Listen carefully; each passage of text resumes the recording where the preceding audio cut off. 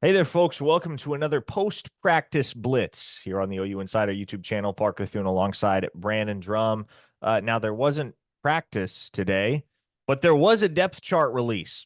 We have our first look at Oklahoma's depth chart. We kind of anticipated we weren't going to get to see it until Brent Venables' press conference tomorrow, but we get it a little less than 24 hours early. The Sooners put it out there on social media at 5 p.m.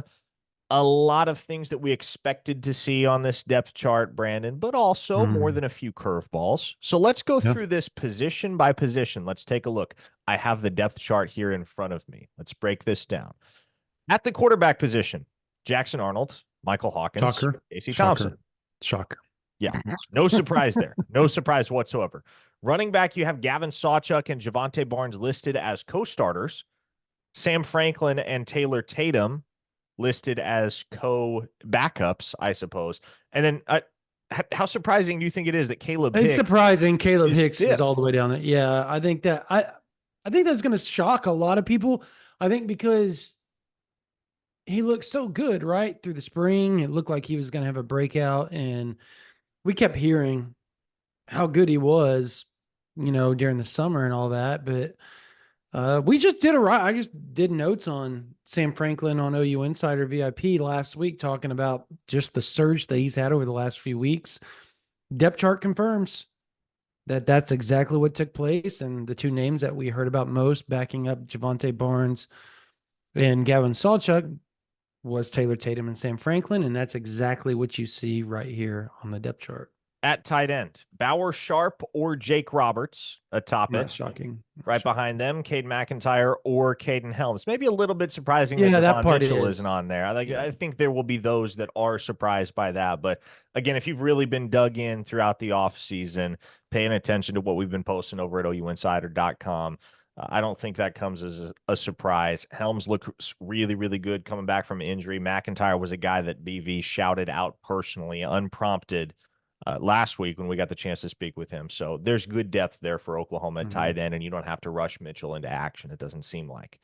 Left tackle. This is where things get interesting, and we've talked about this. This isn't completely incommensurate with expectations, but Michael Tarquin at left tackle, backed up by Logan Howland, and then Jacob Sexton at left guard, backed up by Heath Ozaida and Eddie Pierre Louis. My question, Brandon, is how long do you think that lasts? Jacob Sexton at left guard. So obviously, we've talked about it on the podcast, talked about it on OU Insider VIP. The offensive line is just better when Tarquin and Sexton are on that same side, and Tarquin is not a guard. He is strictly left tackle. He's tried right tackle, didn't work out that great at USC. He No. looked really good at left tackle at obviously Florida. He's now trying to play left tackle again at the University of Oklahoma, and from all accounts, has looked pretty good. So how long that lasts? I mean, who are they going to put at left guard? I guess Heath Ozaida would be their best bet. And if he does, look, if Heath Ozaida steps up, Parker, I could see a world where they just go, okay, Jake Sexton back to where you're supposed to be, and that's Yeah. left tackle, and we're going to rock with that. But hey, if Tarquin is rock solid at left tackle, Yeah, if it ain't broke, don't break it. So if exactly. Tarquin turns out to be an above average option, I would stop short of saying elite because that's a tall ask for anybody. Mm-hmm. But if that's what he turns out to be, an above average option at left tackle, maybe there's no reason to screw with the calculus any further. No real shock that Branson Hickman is listed as your starting center, nor that Fabechi Wiwu is listed as your starting right guard. Garen Yeah, Hatchett backing him up there. Right tackle, you have co-starters right now: Jake Taylor or Spencer Brown. your love. Spencer Brown. Parker loves him some Spencer Brown. Sarcasm. Yeah. Um, Not really shocking. Jake Taylor's been who we've kind of heard was going to be the guy at right tackle throughout this fall camp. He's continued that. As long as he's healthy, that's expected. Now, how shocked are we going to be if Spencer Brown rolls out there game one, considering that Jake Taylor's been banged up? That's another question that needs to be answered. And hopefully Brent Venables can truthfully tell us what's happening. You would think he would. Yeah. It's Temple. I mean, they've got 4 weeks until they play anybody of substantial. Your starting wide receivers, Jalil Farouk, Deion Burks, and Mhm. then co-starters at the third wide receiver spot. It is Nick Anderson or Brennan Thompson. Hello there. Yeah. Okay. First off, you skimmed right over something I thought was really intriguing at the slot, by the way.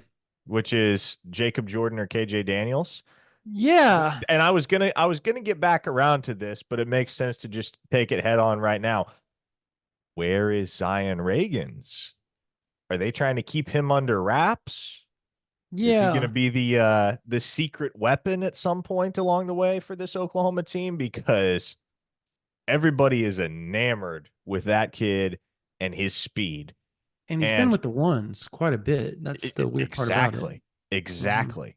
And so for him to not even be listed, there has to be an ulterior motive there. There has to be. Kind of like Hollywood Brown up until they played K State, right? In Maybe so. 2017. Kind of get that vibe, right? A little bit. They're hiding him. They're hiding Yeah. him, which The Brennan Thompson thing's, it's not shocking because Nick Anderson's been banged up, but so has Brennan Thompson.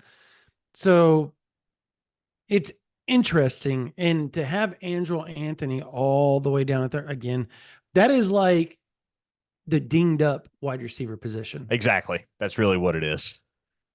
Yeah. Everybody's banged up there. Yeah, there's no world in which once the season actually gets rolling, you get to Tennessee on September 21st that Andrell Anthony is third anywhere on the depth chart. Yeah. So Yeah. that covers the offense. As we turn to the defense, your starting defensive ends are not Ethan Downs and Caden Woolard, but Ethan Downs and R. Mason Thomas. How about Mm-hmm. that? Woolard and PJ Adibawara listed as co-backups behind Downs. Thomas is to be backed up by Trace Ford, Taylor Wine, and Danny Okoye. Yeah. Your starting nose tackles, well, you have co-starters, Dominic Williams or Dejon Terry. Is it really co-starter though? I think we all know it's gonna be Dominic Williams that gets the lion's share of the Mm-hmm. snaps there. But at the other defensive tackle spot, There it again, is. not a surprise, but you get to see it with your own two eyes now. Yeah.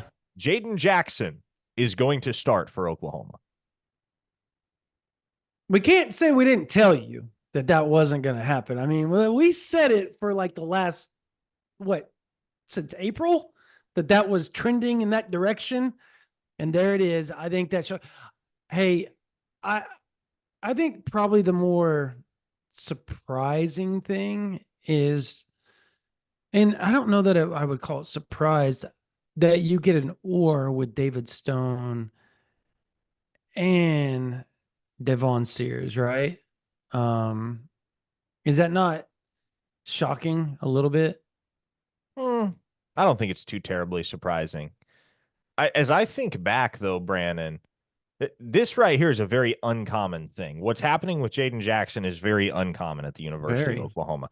The last true freshman, to my recollection, to be in the week one starting lineup on defense for Oklahoma at any position on the defensive side of the ball was Billy Bowman in 2021.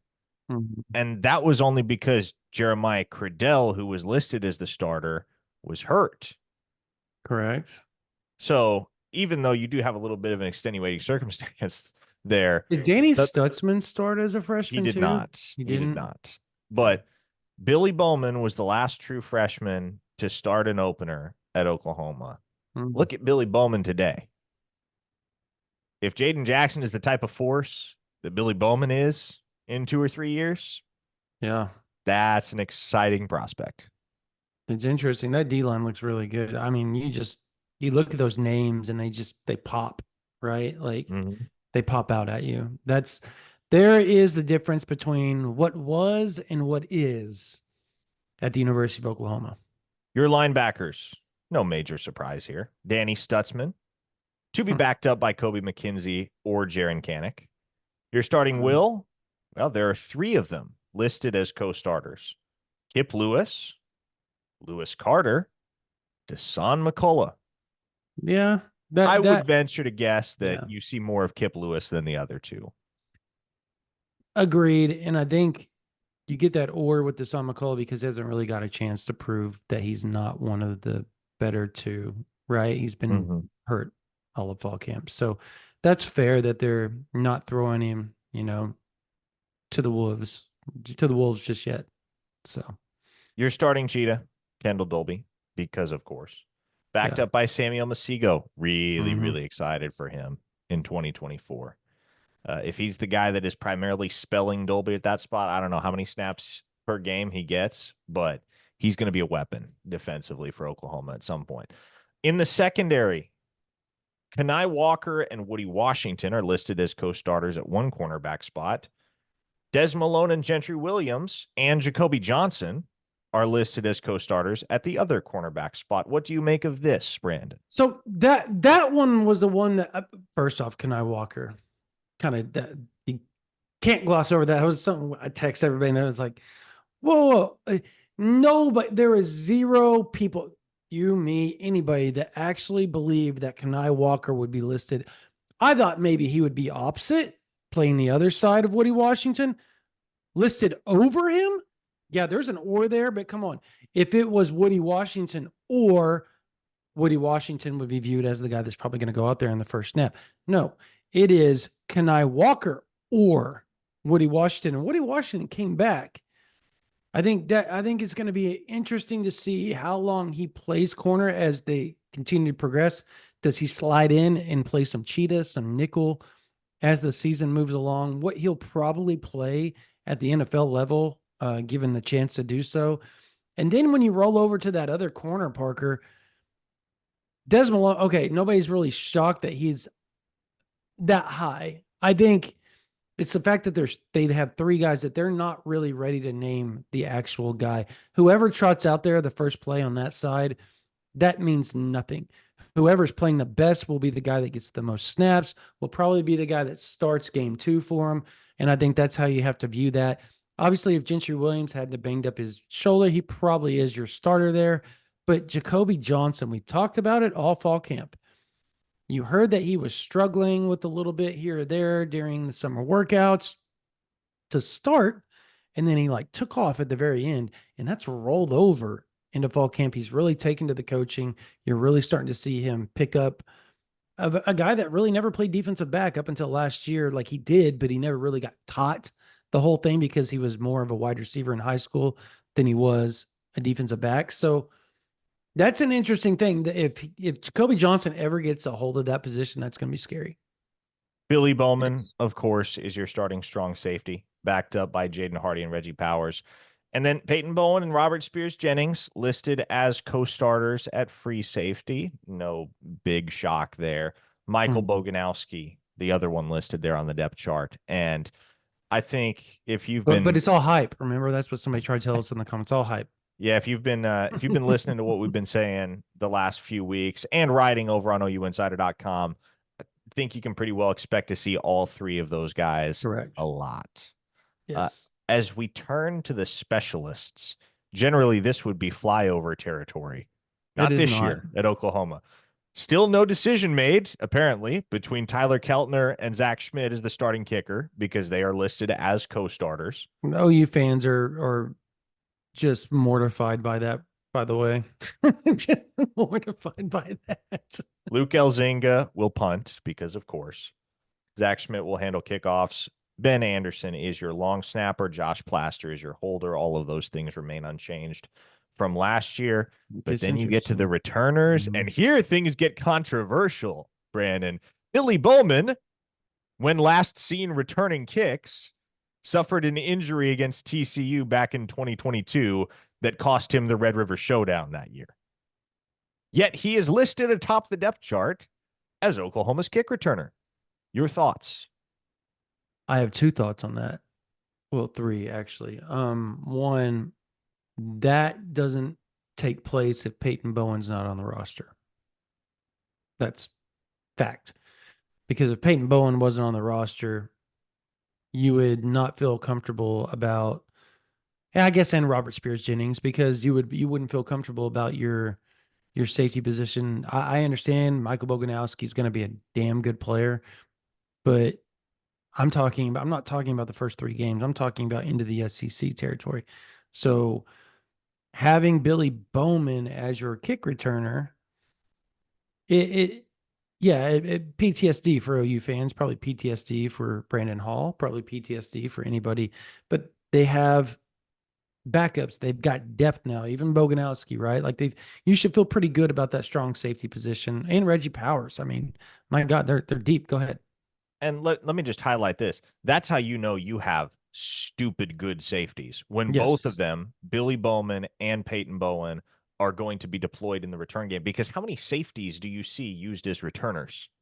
I mean, they're just freaks. Like that shows you how good they, and ironically, both those guys could be playing wide receiver if they wanted to. Exactly. Could be playing wide receiver if they Or wanted. That's how, cornerback for or that corner. matter. They Yeah. yeah, cheetah. They can do a lot of things on the football I, field.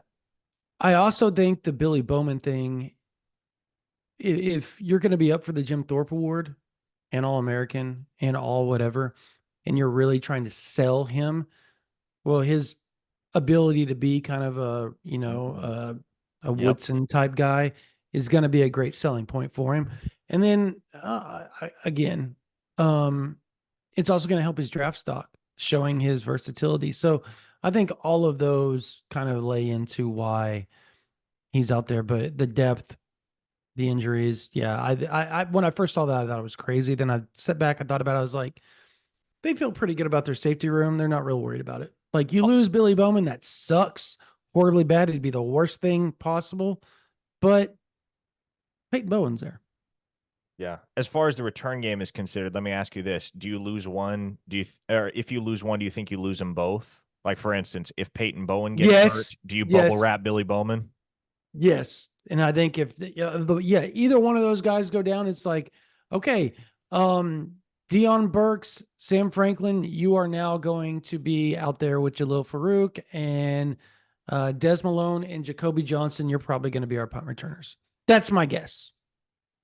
So the That's other my guys guess. listed on the depth chart at kick returner besides Billy Bowman are Jalil Farouk, Dion Burks, Sam Franklin. Mhm. Peyton Bowen is on the first string at punt returner. Billy Bowman is also listed, as is Des Malone. Yep. Yeah, that So one shocks me a little. Des Malone out there, but is he out there just because he's more like he's not going to drop exactly, from like muff a punt? I would assume he is probably the The Drake safety unit. Stoops of that Yep. unit. The guy that Yep. is just going to go out there, fair catch it, and not put anything, not be able to, or I guess, not put you in a position where you start to get uneasy about him Hmm. muffing the kick. Yeah. He's out there not to return, but to fair catch the ball and get your offense on the field. Totally agree. Totally agree. All right, there's your rundown of the Oklahoma depth chart. The very first iteration of the Oklahoma depth chart, which is always the one that gets scrutinized most closely. Brent Venables addresses the media tomorrow morning, 11:30 Monday morning. We will hear from the head ball coach in advance of the matchup against Temple. Keep it locked here on this OU Insider YouTube channel. Hit that subscribe button if you haven't already, and subscribe at ouinsider.com if you're willing and able to spend a few extra bucks a month for comprehensive wall-to-wall coverage of everything that's going on in OU athletics, both what happens in front of your eyes, what happens behind the scenes. For Brandon Drum, I am Parker Thune.